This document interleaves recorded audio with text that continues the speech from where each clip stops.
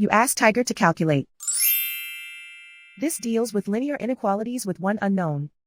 The final result is x greater than -36.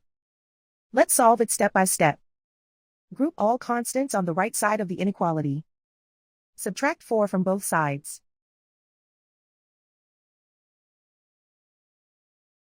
Simplify the arithmetic.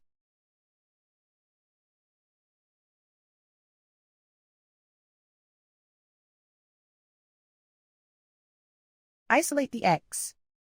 Multiply both sides by 6.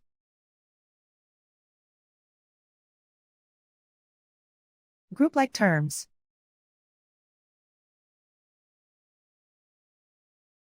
Multiply the coefficients.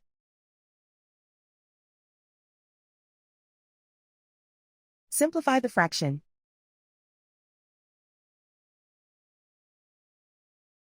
Simplify the arithmetic.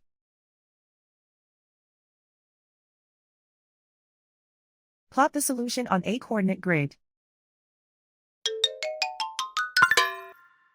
And so the final result is x greater than -36.